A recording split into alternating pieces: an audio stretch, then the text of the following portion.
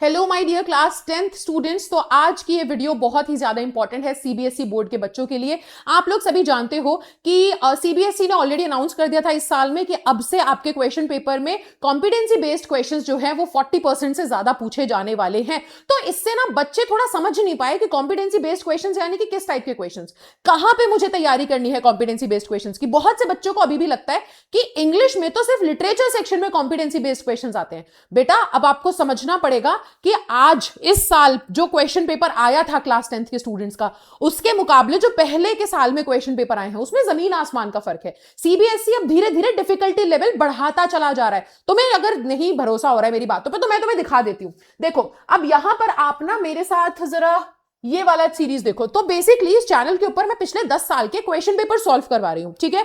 आप लोग भी इस सीरीज में जुड़ सकते हो। रोज शाम को मैं 9 बजे क्लासेस करती हूं। अब इस सीरीज से फायदा क्या है ना कि इस सीरीज में हमने 2025, 2024, 2023 इनके क्वेश्चन पेपर ऑलरेडी सॉल्व कर लिए। आगे आने वाले दिनों में हम बाकी के भी जो है क्वेश्चन पेपर सॉल्व करेंगे। तो इसमें हमें पता है देखने को क्या मिला कि 2025 में कुछ ऐसा क्वेश्चन आया था एनालिटिकल पैराग्राफ का। अब क्या है ना, बच्चों को लगता है कि कॉम्पिटेंसी बेस्ड क्वेश्चन है या डिफिकल्ट क्वेश्चन तो लिटरेचर में देखने को मिलेंगे। बेटा आजकल के टाइम पर लेटर लिखना भी थोड़ा इजी हो गया है क्योंकि तुम फॉर्मेट लर्न करके जाते हो, क्योंकि तुम थोड़े बहुत फिक्स लाइंस लर्न करके जाते हो तो कुछ लिख पाते हो। एनालिटिकल पैराग्राफ में बच्चों को समझ ही नहीं आता लिखना क्या चाहिए और वहां पर सबसे ज्यादा मार्क्स लूज होते हैं। और ये कंपलसरी क्वेश्चन है जो आपको करना ही करना है, इसको आप छोड़ ही नहीं सकते हो। तो ये देखो डिफिकल्टी लेवल जरा, यहां पर ना आपके सामने दो ऑप्शंस दिए गए हैं। 2025 का क्वेश्चन पेपर है ये, मैंने जो क्लास में सॉल्व करवाया था। ई लर्निंग एंड क्लासरूम दोनों के यहां पर कुछ बेनिफिट्स एंड आप कह सकते हैं ड्रॉबैक्स दिए गए हैं, है ना, classroom learning and e learning के। और इसको कंपेयर एंड कॉन्ट्रास्ट करना है और आपको एनालिटिकल पैराग्राफ लिखना है। अब देखो यहीं पर ही 2025 का है। 2024 का क्वेश्चन पेपर देखो, यहां पर क्या है, आपके सामने life cycle of a butterfly दी गई है। इसको कंपेयर एंड कॉन्ट्रास्ट करना है, बेसिकली इसको एनालाइज करके एनालिटिकल पैराग्राफ लिखना है। अब देखो 2023 का क्वेश्चन पेपर पाई चार्ट दिया गया है। तो आप देख रहे हो कि 2023 और जैसे जैसे मैं 2022 और उसके पीछे के साल के क्वेश्चन पेपर करवाऊंगी ना, इजी होते चले जाएंगे। तो समझ में क्या आ रहा है कि सीबीएसई डिफिकल्टी लेवल बढ़ा रहा है, ठीक है। तो अब अगर तुम्हें तुम्हारा कोई भी आसपास में कोई टीचर, कोई गाइड करने के लिए कोई भी इंसान है, कह रहा है कि एनालिटिकल पैराग्राफ करना है, तो एक काम कर, पाई चार्ट, ठीक है, line graph, bar graph, picture, table, ये वाले क्वेश्चंस प्रैक्टिस कर लो। तो उनको सीधा मना कर दो कि ये तो पूछा ही नहीं जा रहा, ये तो अब बहुत पुराना आउटडेटेड हो चुका है, ये मेरे काम का ही नहीं है। मैं इसको प्रैक्टिस करके भी जाऊं तो मैं जो क्वेश्चन पूछे जाएंगे ना एग्जाम में उसको टैकल नहीं कर पाऊंगा।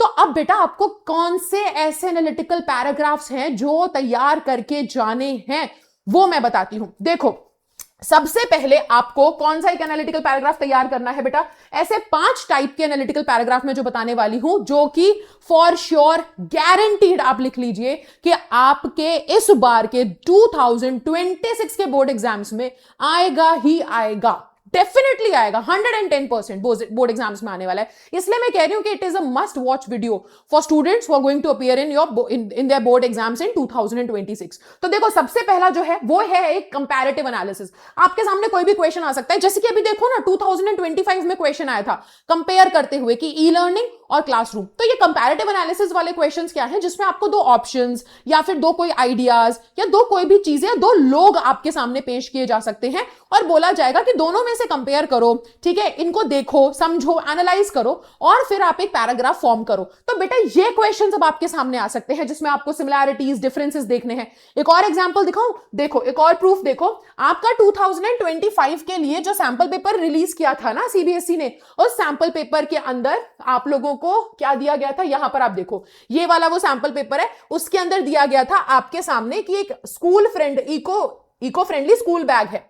इसके कुछ फीचर्स दिए गए थे कि ये वाटर रेजिस्टेंट है ना, और सेफ है, वाइब्रेंट कलर्स में है। तो एक प्रोडक्ट दिया गया और बोला कि इसके लिए एनालिटिकल पैराग्राफ फॉर्म करो। तो बेटा ये कहीं से भी पाई चार्ट डेटा वाला कोई आपके सामने, मतलब बेसिकली डेटा गिवन नहीं है उस तरीके का, जैसे टेबल फॉर्म में हो या पाई चार्ट फॉर्म में हो या बार ग्राफ फॉर्म में हो। तो वो अब क्वेश्चन सॉल्व करने बंद कर दो, अब तुमको थोड़ा सा लेवल अप करना पड़ेगा, ठीक है। सो ऐसे क्वेश्चंस आ रहे हैं इस बार। देखो ना 2026 के लिए जो सैंपल पेपर आया है उसमें दो लोगों के ऑप्शंस दे दिए गए हैं, एक राजन शर्मा और एक मीरा कपूर, और बोला गया है कि दोनों के ऑप्शंस जो दिए गए हैं दोनों को अच्छे से समझो, दोनों इंसानों की पर्सनालिटीज को देखो और पर्सनालिटीज को कंपेयर करते हुए आप बताओ कि किसको आप एज योर गेस्ट स्पीकर जो है चूज करने वाले हैं।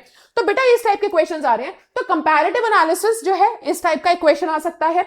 अब उसके अलावा आपसे प्रोडक्ट एनालिसिस या प्रपोजल एनालिसिस, आपके सामने दो प्रस्ताव रखे जा सकते हैं, या आपके सामने एक प्रोडक्ट दिया जा सकता है कि इस प्रोडक्ट के ये फीचर्स हैं, इन फीचर्स को ध्यान से सुनो, और अब आपको क्या करना है, इसको ध्यान से पढ़ने के बाद आपको एक एनालिटिकल पैराग्राफ लिखना है। एक और आ सकता है आपके सामने क्वेश्चन कि आप ना एक सोसाइटी में पार्क बनवाना चाहते हो, आप एक पार्क बनवाना चाहते हो और उस पार्क बनवाने के क्या क्या फायदे होंगे वो आपके सामने लिखा हुआ है। तो अब आपको उसका एक पूरा एनालिटिकल पैराग्राफ लिखना होगा जिसमें प्रस्ताव, प्रपोजल होगा कि ये पार्क बनना चाहिए, पार्क बनने से क्या क्या फायदे हो सकते हैं, उस पार्क के क्या क्या बेनिफिट्स होंगे। सो इस टाइप के एनालिटिकल पैराग्राफ अब आ रहे हैं। थर्ड है पर्सनालिटी एनालिसिस।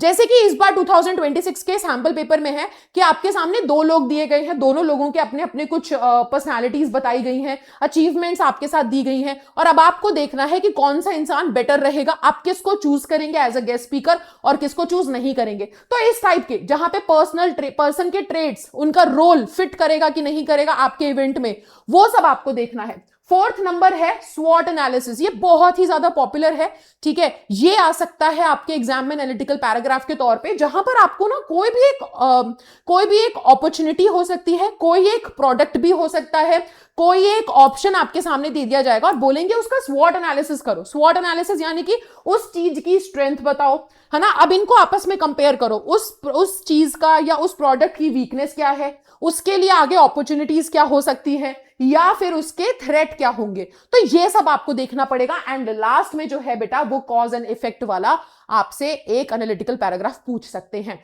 जहां पर बताया जाएगा कि फैक्टर, एक ऐसा फैक्टर होगा जिसकी वजह से एक सर्टेन रिजल्ट निकला, इसको अब आप एनालाइज करो। तो यहां पे अब देखो, पहले जो पूछा जाता था ना कि pie chart, bar graph, table, इन सब के बेसिस पर आपको एनालिटिकल पैराग्राफ लिखना है, अब वो रिप्लेस हो चुका है इतने डिफिकल्ट क्वेश्चन से।